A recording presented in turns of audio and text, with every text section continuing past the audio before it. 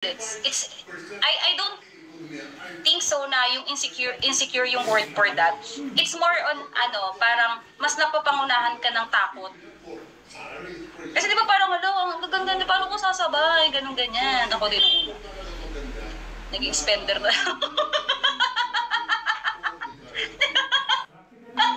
Yung gusto mo mag-spender ka na lang.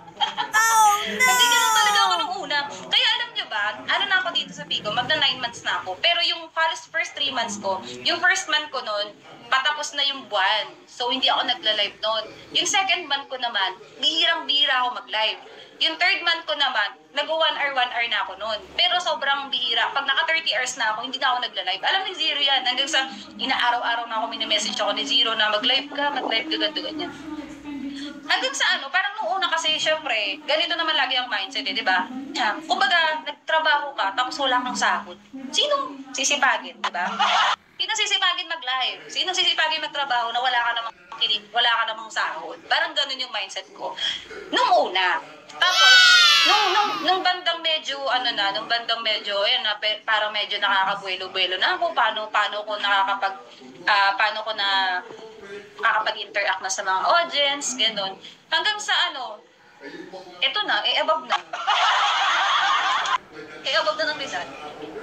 Persistency and found your niche within the... Yes. Yun na. Tapos dun ko na rin siya parang nakuha ko yung kilite kung paano ko makikipag-encounter sa mga... Dati kasi ganito lang ako mag-live. Hello po, kamusta? Ganun.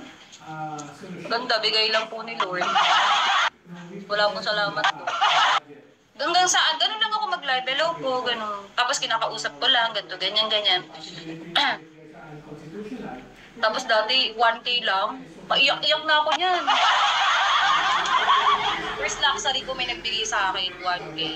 Naiyak ang Amber, naiyak. Hello, thank you po! Magbabago na yung buhay natin, ba?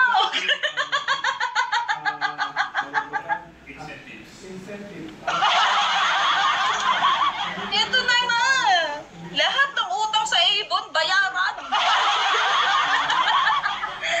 Lahat ng pahulugan sa Bombay, pumila.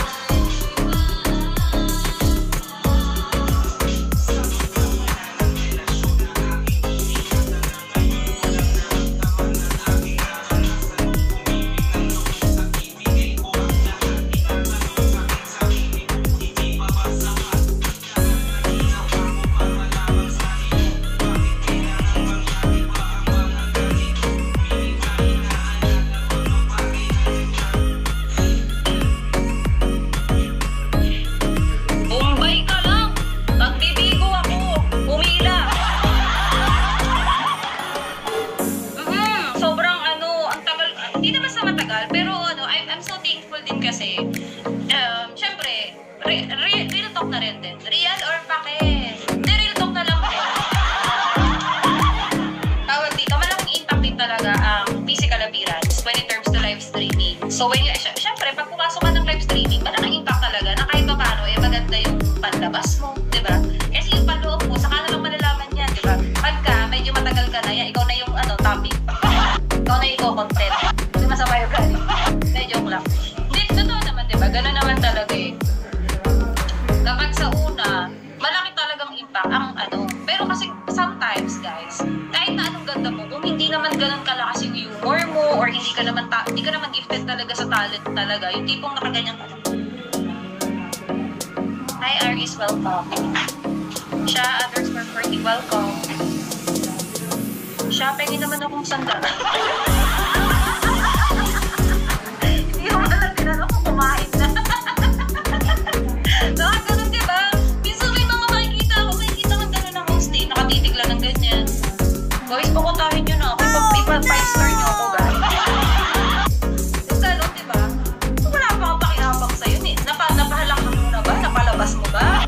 Nailabas mo ba yung kanyang pagod? Napatawa mo ba siya? O, ibang labas yan. Ibang labas yan.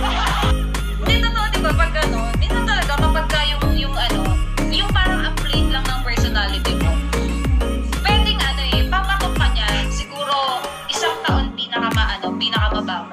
Pero mabilis kang, kumbaga sa artista, mabilis kang malalaos. Diba? Pero kapag maganda ka na, talented ka pa, ako nga hindi naman masyadong kagandahan ng boses. Pero kapag akala na lang bukas, ayaw makinig, lumabas, lumuhod sa asin, mag-face the whole.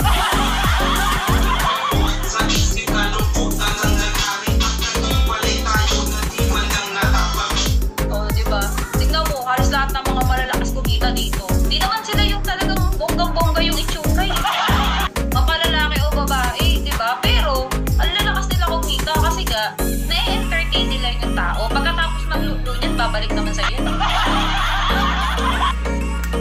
Siyempre, nandun pa rin tayo sa realidad na yung halos na mga 80% ng mga naglululo. Ngayon, pagtas maglulo, gusto naman tumawa. Diba? Pagtas tumirik ng mata, tumawa naman. Na mabalance yun naman yung buhay nyo. Hindi na lang maraming pagtirik ng mata ang iniintindi nyo. Huling sandali, wala nang pangungusap na lumalabas sa labi mo na gusto mong malaman kung ba. Nasa hot life, di ba? Ano ang lolo? Ano yun, madam? Parang, siya, inosente kasi ako sa ganyan. Wala akong mga viewers na gano'n. Sobrang babait. Hindi nga kilala kung sino mga number 1 sa list ng mga hot live. Hindi niya kakilala. Wala akong masyado mga kosa na ganyan. Nag-a-avail, tapos minsan may GC pa yan pa sila. Sabay-sabay pa yan sila. Pag sinabi kong 1, 2, 3, putok! Kagad ko at bakit mo ko iniwanan natin masasabi-sabi at mga mali-mali ko na mo tinanong at tuluyan kang naniwa. Ano ito nakakapagtaka sa mga lalaki, Ang hilig-hilig yan nila sila, meron sila mga GC. Tapos yung GC nila, doon nila pinagsesenda yung mga updated na ganito. Pre, meron akong ni ganito, may video ko ni ganito, ganyan. O pre 7:30, sakto, sabay-sabay tayong puputok. Tinira mo ang tiwala at nakikipuran, bakit At ang hilig-hilig mag-GC ng mga lalaki, no? Yung tipong isi-share nila doon lahat ng mga pre, ito trending to ngayon, pre. Si Barbie to, pre. Pero hindi naman makita yung mukha. Pero dahil nakalagay doon sa may video, Barbie Forteza. Pero pag pinanood mo, parang ang layo kay Barbie. Si Barbie kasi medyo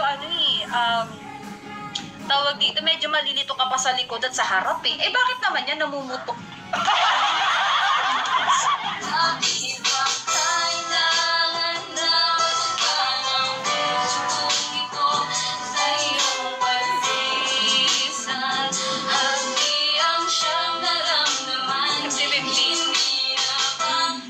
Yung kay Andrea nga clear. Hindi pa uso AI nun Kasi ngayon medyo medyo delikado ang AI, guys. Kasi hindi lang siya pwede magamit sa mga profanity videos, mga ganun. Hindi lang siya para sa ganun. Pwede rin siyang gamitin na halimbawa na-hack yung account mo. Tapos mag-picture lang na kayang-kaya ka ng gawa ng kung ano-ano sa video or sa picture. Kaya alam mo ngayon, pag may mangungutang sa inyo guys, make sure nyo tawagan nyo muna kahit voice call lang. Hirap ngayon Oo, di ba Mari? Yung iba kasi di ba ganun, pag na-hack yung account, sis, pwede bang utang muna ako ng ganito ganyan? Gagamitin pa yung account mo niyan. Tapos pinautang mo, no? Nasa ka, tawag dito nagmamadali ka, nag-send ka agad ng pera. Tapos kinabukasan, nakita mo, nag-post yung ibang, guys, kung sino po ang na-message nito, guys, wag po kayo maniniwala na scam ka. Ang sakit na yung tipong yun na yung panggastos mo hanggang sa makasahod ka.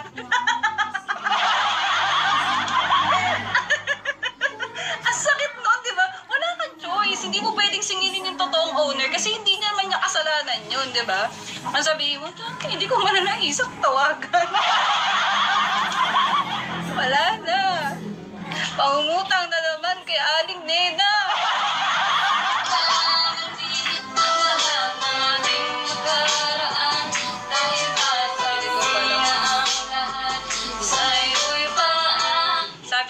Hazel. Ganda utangan yung manliligaw pa lang para di na tumuloy manligaw. Wala, depende yan, MCL eh. Kasi may mga tao talaga na ano, pag gustong gusto ka talaga niyan. Kahit sabi mo, utangan mo pa yan ng ganito ganyan, hindi yan maano kasi gusto ka niyan eh. Tignan mo si Ted, tutuloy pa rin siya, di ba? Ito yung mga ano yung mga madaling ma-scam. Madali.